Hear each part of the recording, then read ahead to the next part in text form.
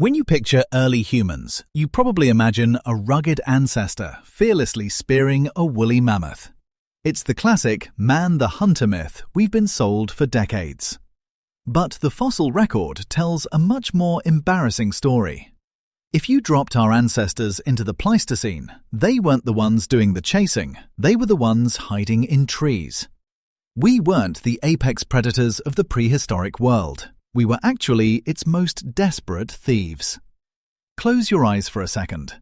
I want you to picture the dawn of humanity. You're probably imagining a group of rugged, muscular ancestors standing on a windswept tundra.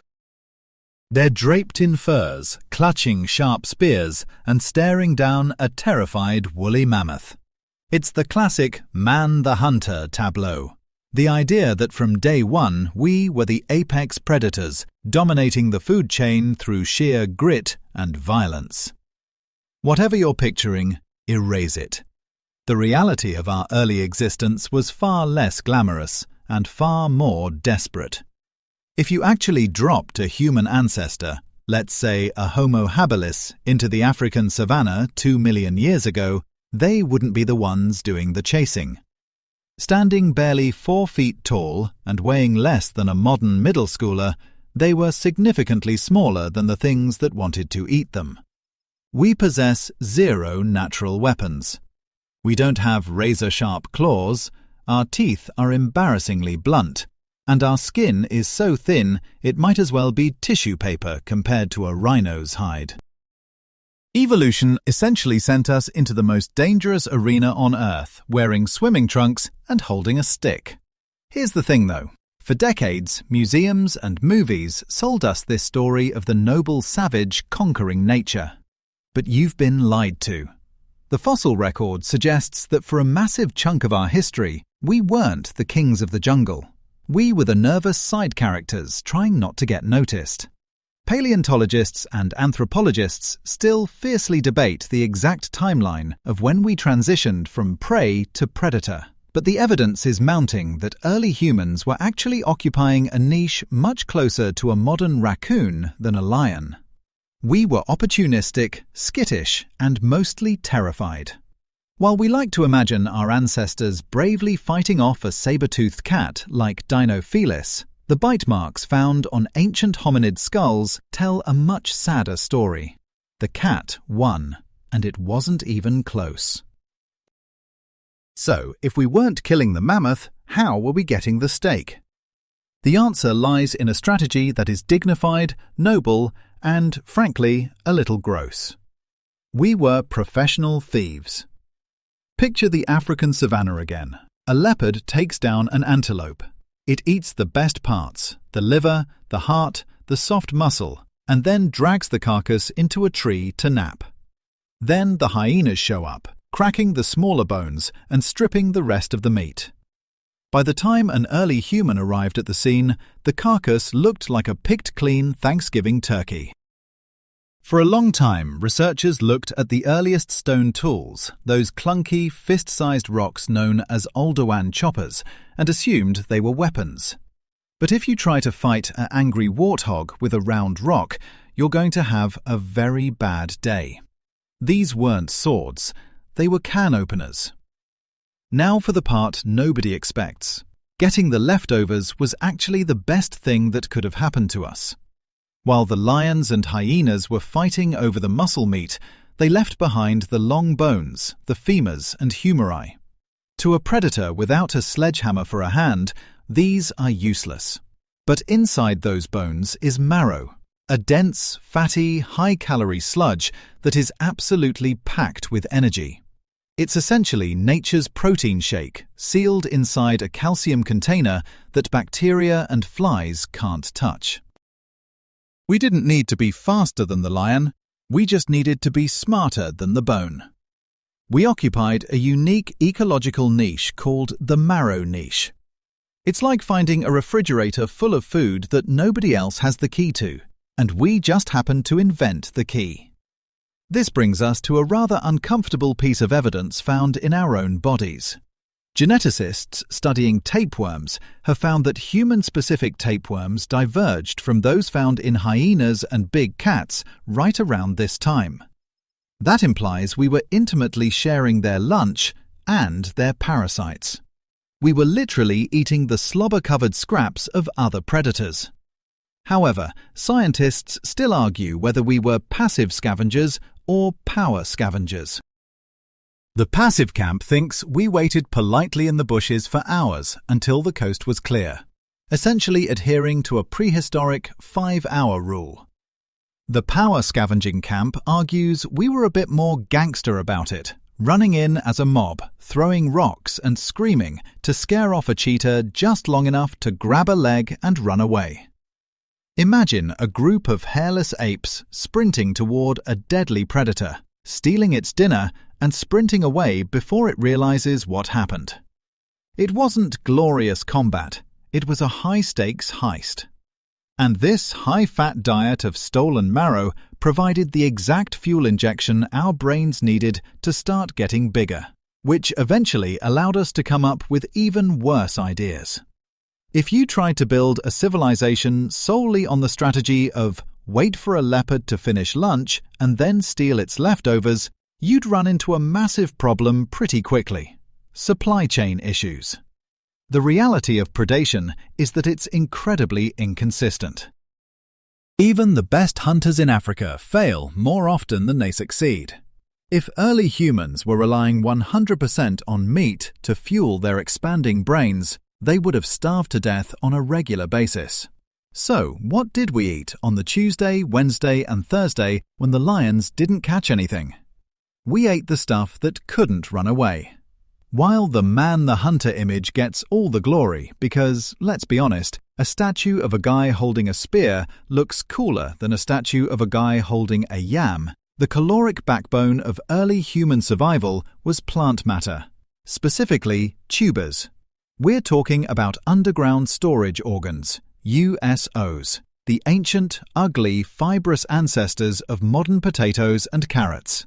To get these, you didn't need speed or silence. You needed a stick and a lot of patience.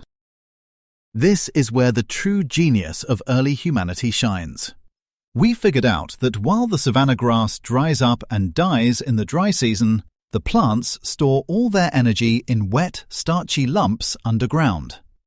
It was a reliable, year-round energy source that no other animal could really access because they lacked the dexterity to dig them up efficiently. Think of it this way: hunting or scavenging was like playing the lottery. When you won big, a massive influx of protein and fat, but you could go weeks without a payout. Gathering was like earning a steady paycheck. It wasn't glamorous, and it was a lot of grinding work, but the direct deposit hit every single day. Here's the thing though, because we've been so obsessed with the hunter part of hunter-gatherer, we've completely ignored the members of the tribe who were actually keeping everyone alive. For a long time, anthropologists assumed the social structure was simple. Men hunted, women stayed at camp. But the math of survival suggests that the gatherers, likely women, children, and the elderly, were bringing in up to 70% or 80% of the total calories. The meat was just a luxury bonus. If the hunters came back empty-handed, which they usually did, nobody died because Grandma had dug up 40 pounds of tubers. This leads us to one of the most fascinating scholarly debates in evolutionary biology, the grandmother hypothesis. Scientists still argue whether the reason human women live so long after their reproductive years, menopause, is specifically to function as super-gatherers. In almost every other species, an animal dies shortly after it can no longer reproduce. Evolution is usually ruthless like that.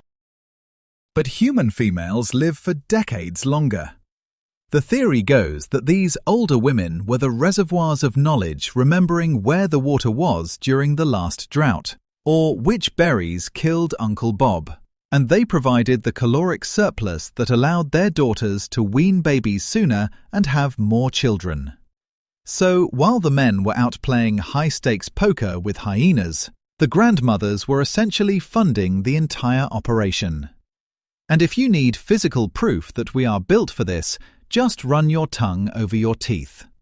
If we were designed primarily for meat, our mouths would look like a pair of scissors, sharp, shearing blades to slice flesh, like a dog or a cat. Instead, our mouths are filled with molars. We have thick, flat, enameled, crushing surfaces. These are millstones designed for grinding down tough, gritty, fiber-rich plant material. We also have incredibly long digestive tracts compared to true carnivores. A wolf has a short, smooth gut to process meat quickly before it rots. We have a long, winding, pocketed system designed to ferment plant matter and extract every last calorie from a root. We weren't the apex predators of the plains. We were the apex foragers. We were the vacuum cleaners of the Paleolithic, sucking up termites, berries, roots, and lizards. It wasn't until much, much later that we decided to change the job title on our business cards to hunters. So, if we spent millions of years as scavenging tuber eaters, when did we actually become the terrifying hunters we think we are?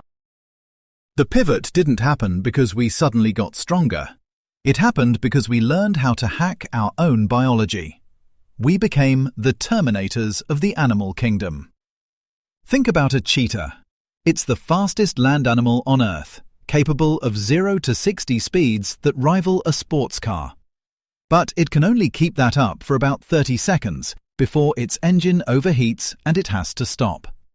Most mammals are like this. An antelope can sprint away from you easily, but it can't trot for 5 hours straight. It relies on panting to cool down, and you can't pant effectively while you're galloping.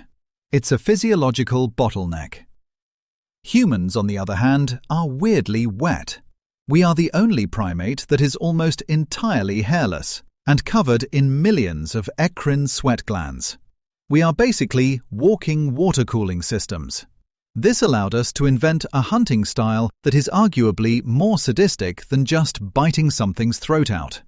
Persistence hunting. But you've been lied to if you think this required fancy weapons. Persistence hunting involves picking an animal, say a kudu, in the heat of the midday sun, a time when every other predator is asleep. You spook the kudu. It runs away. You jog after it. It stops to rest in the shade. You catch up. It runs away again. You jog after it. You do this for hours. 4 hours, 5 hours, maybe 8 hours. You never let the animal rest. You never let its body temperature drop back down. Eventually, the animal simply collapses from heat exhaustion. It doesn't die from a wound. It dies because its internal organs literally cook themselves. You can walk up to it and kill it with a rock while it's still breathing, but too overheated to move. We hunted animals to death by simply annoying them into heat stroke. This transition marks the moment we stopped being part of the ecosystem and started breaking it. Suddenly, we didn't need to be faster than the prey. We just needed to be more stubborn. Our bodies changed to support this. We developed springy Achilles tendons, which apes don't have. Massive glute muscles. Your butt is basically a running engine. And a nuchal ligament in our neck to keep our heads steady while jogging. However, historians and scientists still argue about how widespread this practice actually was. Some critics point out that persistence hunting is incredibly calorie expensive. If you run a marathon to catch a gazelle and fail, you're dead. It's a high-risk investment. But proponents argue that the skeletal changes in Homo erectus, our direct ancestor, are basically a blueprint for an endurance runner. We became predators not by overpowering nature, but by outlasting it. We turned the sun itself into a weapon. This was the shift that terrified the rest of the animal kingdom. For the first time, a creature could pursue you not just for 100 yards, but across the entire horizon. Running a marathon every time you want a hamburger is exhausting and, frankly, unsustainable. Persistence hunting was a neat trick, but it was inefficient. To truly dominate the planet, we needed to stop working harder and start working smarter. We needed to extend the zone of death. For millions of years, the danger zone of any predator was the length of its arms, or the reach of its jaws. If you stood 10 feet away from a lion, you were relatively safe. But humans broke this fundamental rule of physics. We invented the projectile. With the invention of the throwing spear, and later the atlatl, spear thrower, we could kill something that couldn't even reach us. We essentially brought a sniper rifle to a knife fight. This was the technological leap that finally allowed us to hunt the megafauna without getting stomped into paste. We could stand back, launch a sharp stick at a mammoth, and let physics do the heavy lifting. Now for the part nobody expects. The spear wasn't the deadliest weapon we brought to the hunt. The deadliest weapon was gossip. Wolves hunt in packs, but they can't plan. A wolf can't say, "Okay, Steve, you hide behind that rock and don't jump out until the sun hits the tree line." Humans can. The development of complex language allowed us to coordinate traps, share knowledge about animal migration paths, and pass down hunting techniques to the next generation. We didn't just inherit claws, we inherited a user manual. This ability to download the experience of our ancestors meant that a 12-year-old human knew more about how to kill a bison than a 10-year-old wolf ever could. We crowdsourced our survival. Historians and linguists still argue whether the complexity of our stone tools drove the evolution of language, or if language evolved first and allowed us to teach complex tool-making. It's a chicken and egg problem, but the result was the same. A species that acted like a single, massive, multi-generational organism. So, look in the mirror. You are not a solitary tiger. You are not a lone wolf. You are the descendant of the anxious, scavenging, root-digging, sweaty, chatty apes who realized that the only way to survive a world of monsters was to team up and cheat. We didn't win the evolutionary game because we were the strongest hunters. We won because we were the best teammates. And that is why today you can go to the grocery store and buy a steak without having to chase a cow for 6 hours. You're welcome.